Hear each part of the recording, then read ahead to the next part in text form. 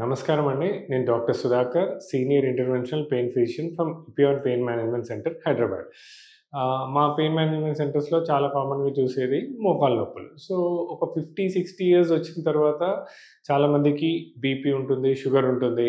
So, జనరల్‌గా వాళ్ళు cardiologist, physician దగ్గరికెళ్తారు. Physician ఏమో వాళ్ళని వాకింగ్ చేయండి అని చెప్తారు. ఎక్సర్సైజ్ చేసుకోండి అంటారు. సో, మోస్ట్ కామన్ ఎక్సర్సైజెస్ అంటే వాకింగ్. సో, ఎప్పుడైతే వాకింగ్ చేద్దాం అనుకుంటారో, ఈ నీ జాయింట్ పెయిన్స్ వల్ల సరిగ్గా వాక్ చేయలేకపోతారు.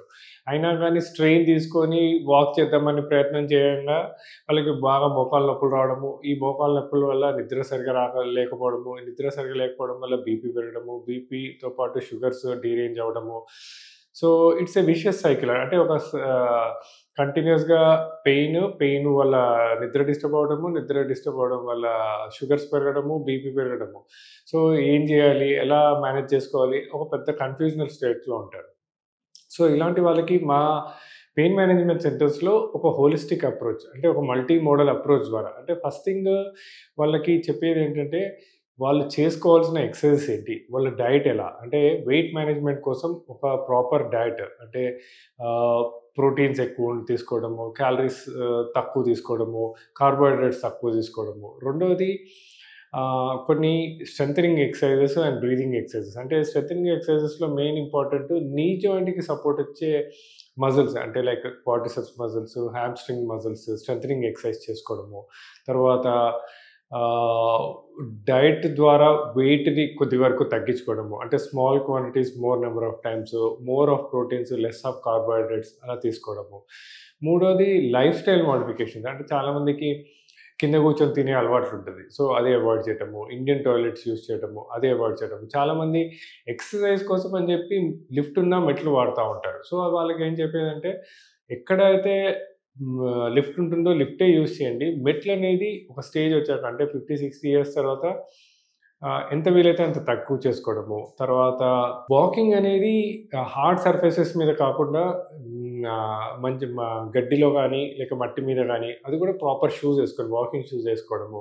తర్వాత ఇంకోటి, ఓన్లీ వాకింగ్ ఒక్కటే పెట్టుకోవద్దు. అంటే కొంతమంది అంటారు, నేను డైలీ 1, 1½ అవర్ వాకింగ్ చేస్తానండి. అంతసేపు వాకింగ్ అవసరం లేదు.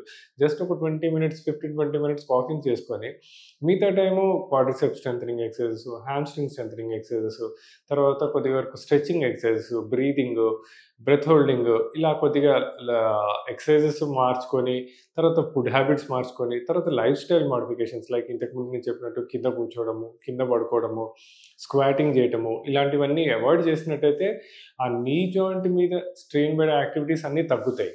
సో, నీ జాయింట్ మీద స్ట్రెయిన్ అయితే ఎప్పుడైతే తగ్గుతుందో, అండ్ దెన్ ఈ exercises quadriceps strengthening and hamstring strengthenings వల్ల నీ జాయింట్‌కి స్ట్రెంత్ పెరుగుతుందో, అప్పుడు వాళ్ళకి నీ జాయింట్ మీద పెయిన్స్ తగ్గుతాయి. నీ జాయింట్‌లో పెయిన్స్ తగ్గుతాయి.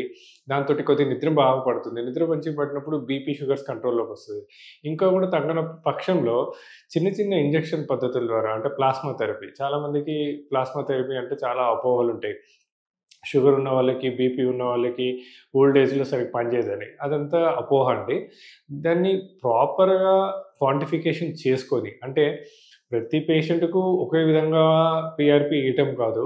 ఫస్ట్ థింగ్, వచ్చినప్పుడు పేషెంట్‌కి ఒక కరెక్ట్ స్కాన్ చేసి, లోపల ఏ స్ట్రక్చర్స్ డ్యామేజ్ ఉన్నది, ఏ స్ట్రక్చర్స్ ఎంత ఇంజ్యూరీ ఉన్నది అని ఒక నిర్ధారణకొచ్చాక, కరెక్ట్‌గా ప్రాపర్‌గా క్వాంటిఫికేషన్ చేసుకొని, ఆ పీఆర్పీ ప్రిపరేషన్ దగ్గర నుంచి, అంటే బ్లడ్ డ్రా చేసినప్పటి నుంచి, అది బ్లడ్ మనము పీఆర్పీ యూజ్ చేసే కిట్ దగ్గర నుంచి, ఆ సెంట్రిఫ్యూజ్ చేసే మెషిన్ దగ్గర నుంచి అన్నిటి మీద డిపెండ్ అయి ఉంటదండి. సో, ఎప్పుడైతే కరెక్ట్ పద్ధతుల్లో పీఆర్పీ చేస్తామో, ఈవెన్ షుగర్ పేషెంట్స్‌కైనా, బీపీ ఉన్న వాళ్ళకైనా, ఓల్డ్ ఏజ్‌లో వాళ్ళకైనా పీఆర్పీ చాలా బాగా పనిచేస్తుంది. ఈ ప్లాస్మా థెరపీ ద్వారా ఆహ్, ఏవైతే చిన్న చిన్న స్ట్రక్చర్స్ నీ జాయింట్‌లో కొద్ది వరకు డ్యామేజ్ అయినాయో, వాటినన్నిటిని కొద్ది వరకు రిపేర్ చేసుకొని, కొద్ది వరకు రీమోడలింగ్ చేసుకున్నట్టయితే నొప్పనేది తగ్గుతుంది. సో, నొప్పి తగ్గిన తర్వాత స్ట్రెంథెనింగ్ ఎక్సర్సైజ్ చేసుకున్నట్టయితే నీ జాయింట్ పెయిన్స్ తగ్గుతుంది. సో, ఇలా చిన్న ఇంజెక్షన్ పద్ధతి ద్వారా, లైఫ్ స్టైల్ మోడిఫికేషన్స్ ద్వారా, మన ఫుడ్ హ్యాబిట్స్ చేంజ్ చేసుకోవడం ద్వారా మోకాళ్ళ నొప్పితో బాధపడుతున్న వాళ్ళకి ఒక మంచి పరిష్కారం మా పెయిన్ మేనేజ్మెంట్ సెంటర్స్‌లో ఉంటుంది. ఎప్పుడైతే మోకాళ్ళ నొప్పులు తగ్గి వారికి యాక్టివిటీస్ చేసుకోవడంలో ఏమి ప్రాబ్లమ్ లేనప్పుడు, వాళ్ళకి బీపీ కంట్రోల్‌లోకొస్తుంది, షుగర్స్ కంట్రోల్‌లోకి వస్తుంది. ఎప్పుడైతే బీపీ, షుగర్స్ అన్నీ కంట్రోల్‌లో ఉంటాయో లైఫ్ స్మూత్‌గా ఆహ్, నడుస్తుంటుంది. సో, ఇలా లైఫ్ స్టైల్ మోడిఫికేషన్స్ అండ్ ఇట్లా వేరియస్ చేంజెస్ ద్వారా మా పెయిన్ మేనేజ్మెంట్ సెంటర్స్‌లో ఒక మంచి పరిష్కారం, ఇలా సఫర్ అయ్యే వాళ్ళకి ఒక దీర్ఘకాలిక పరిష్కారం మా పెయిన్ మేనేజ్మెంట్ సెంటర్స్‌లో అవైలబుల్ ఉంటుంది. Thank you.